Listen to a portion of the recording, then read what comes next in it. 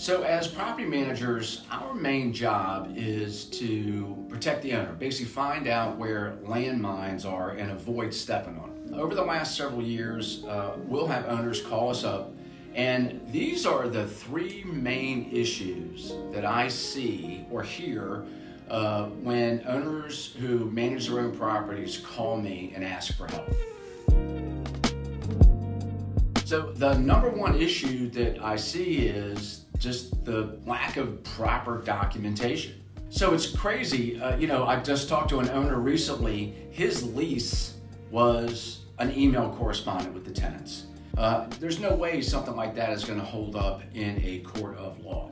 So what we do is, because we're licensed real estate brokers in the state of Virginia, we know that all of our documentation is going to stand up in any court of law. There's also been a whole bunch of new documentation that's now required because of the COVID pandemic. So the number one thing is the tenant's rights and responsibilities. If you don't have these documents in place, properly signed by all parties, and the proper documents that you can present to the judge, you're gonna have to start a whole legal process all over again. It's time consuming, and the tenants are gonna know how to take advantage of it. The second biggest issue we encounter is inspections or lack of inspections. So it's crazy to me is that I'll talk to owners and they'll have a tenant in a property for 2, 3, 4 years and have never been into the house since the lease was signed, just to check and see how the tenant is taking care of the property. I know here at Proactive, what we do is we go in every 6 months. And I would warn owners, one of the biggest red flags is if you have tenants that aren't calling you over to do repairs.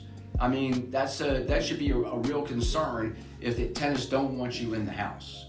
So the third one is just the familiarity that an owner and a tenant and a bond that those guys create. This could be probably the biggest issue that we see.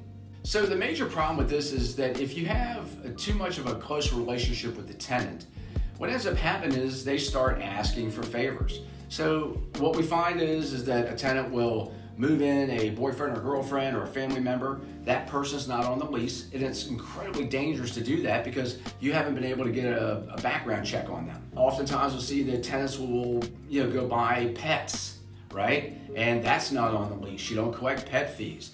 And the biggest thing is that if a tenant gets behind on their rent and they have a relationship with the owner always gives them a grace period. They don't charge them late fees. And then the next thing you know, that 1 month late rent ends up being 2, 3, 4 months.